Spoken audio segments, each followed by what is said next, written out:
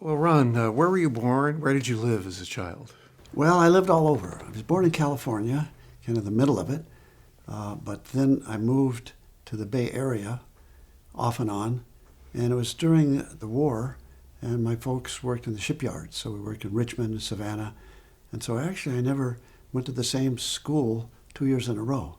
I was always kind of going back and forth and kind of missing a few grades, and so I don't really have a lot of sympathy for people that say, well, I can't move because my kids are in high school or something. Well, get used to it. What were your earliest mathematical memories? The earliest kind of real mathematical memory I have was Miss Smith in the 5th grade in Berkeley, actually. And they used to teach ways for extracting the square root. It's like long division, but more complicated. And I came up with a way that I thought worked for cube roots. And I tried to explain it to her, and she was very interested, but I don't know if she understood or if it even really worked. But then the real kind of awakening, I was in the 7th grade, junior high school, and it was an algebra class, and the teacher saw that I looked not very interested at the back of the class, so he said, well, what's wrong? I said, well, I know how to do these problems. He said, well, okay, I'll give you a problem that I bet you can't do. It involved a population of mice which grew in proportion to how many mice there were. So it involved kind of a differential equation. Well, he was right. I couldn't do that. But he gave me a book, a calculus book. Actually, I remember it well, Granville, Smith, and Longley. And he said, read this book, and at the end of it, you'll be able to do it.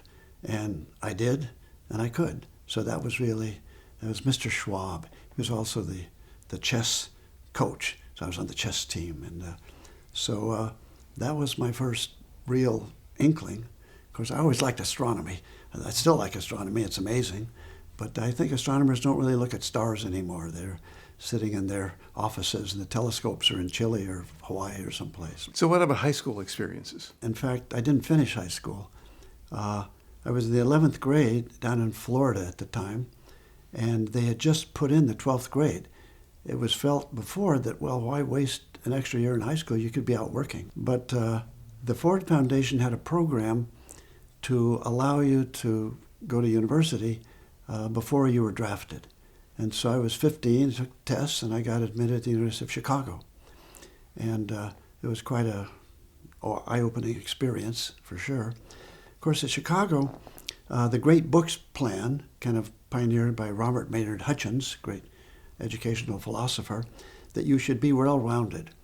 And at Chicago, they give you tests in the college on 14 different subjects, and physics and math and biology and chemistry. If you do well enough in certain subjects, you don't take those. So I did well enough in physics and math, but I needed a little more French literature and philosophy. So I spent 3 years doing French literature and philosophy and trampoline and juggling. That was important too. Did you take any math classes at the University of Chicago? No math classes, no. And tell me a little bit about getting into trampolining and juggling. Well, bouncing around the high schools in Georgia and Florida and California, kind of the... No pun intended. But well, the jocks on the football team and so forth, these were the kind of the big men on campus. But I was younger and smaller, and in fact I was still growing when I was 19 or 20. And so I didn't do any of that. But at Chicago, they had a group called acro theater, which is a combination of kind of circus and gymnastics, and you took classes, and gymnastics was great because you don't have to be so big and strong. In fact, it's kind of a disadvantage. And I got into trampoline and juggling, and the rest is history. So how many balls could you juggle at that time? I performed with 6. And 7, I never really could make 7 go kind of in a continuous fashion.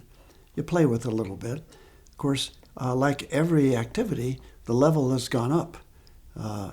Things that seemed kind of impossible 20 or 30 years ago now, 7 is the new 5, as they say in juggling, you see. I mean, 5 balls, if you do 5 balls, you've put some time in. 7, you've put in too much time.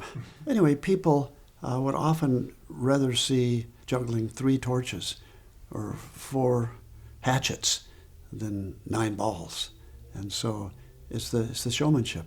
So I once had a conversation with Francis Brunn, who was a legendary juggler, considered at the time kind of the greatest juggler and of his generation.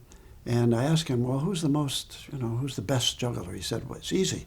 Who's making the most money? Well, that's kind of a pretty hard-nosed metric, but that's one measure. But there are some of the best technical jugglers are actually amateurs, because it doesn't pay to work, to kill yourself to learn some impossible trick that very few people could appreciate except another juggler.